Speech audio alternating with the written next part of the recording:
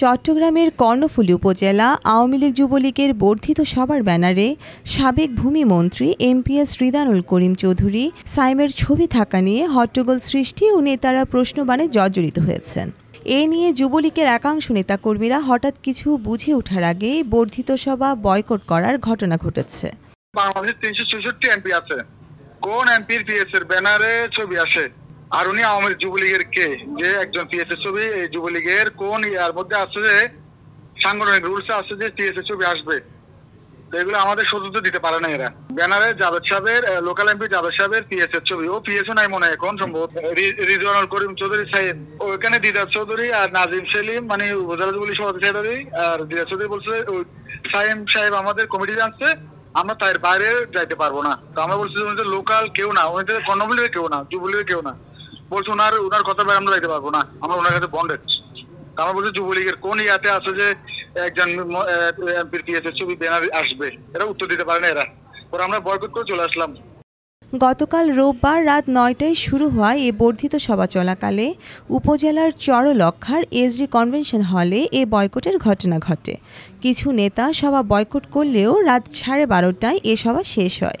সভায় প্রধান অতিথি ছিলেন চট্টগ্রাম দক্ষিণ জেলা আওয়ামী লীগ যুবলীগের সভাপতি দিদারুল ইসলাম চৌধুরী।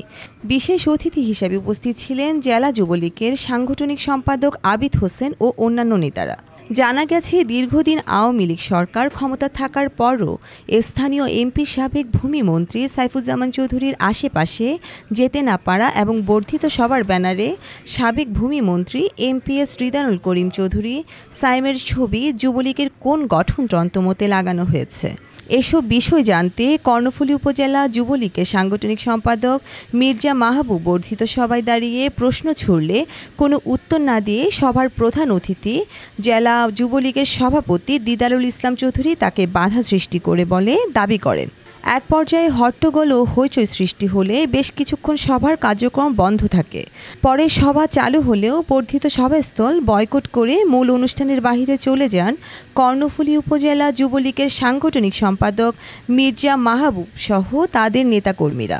আপনাদের যুবলীগের গণতন্ত্রের মধ্যে জেলা যুবলীগের ছবি থাকতে পারে, কেন্দ্রীয় যুবলীগের ছবি থাকতে পারে এবং আমাদের সংসদীয় আসনের মাননীয় এমপি মহোদয়ের ছবি থাকতে পারে এবং আর বাকি যারা আছে প্রতিষ্ঠাতা সভাপতি এবং নেত্রীর ছবি বঙ্গবন্ধু ছবিগুলো থাকবেই। এখানে সাইম সাহেবের ছবি দিতে, সাইম সাহেবের ছবিটা উনি আমাদের কোনো অঙ্গ সংগঠনের সাথে জড়িত নেই, উনি আমাদের মন্ত্রী মহোদয়ের সাবেক মন্ত্রী মহোদয়ের পিএস ছিলেন। ওনার ছবি তো এখানে আসা আমি কোনো যুক্তিসঙ্গত কারণ দেখতেছি না। এসব যুবলীগ নেতাদের অনেকে অর্থ প্রতিমন্ত্রী অনুসারী বলে আখ্যায়িত করেন। বর্ণিশা চৌধুরী, বাংলাধারা।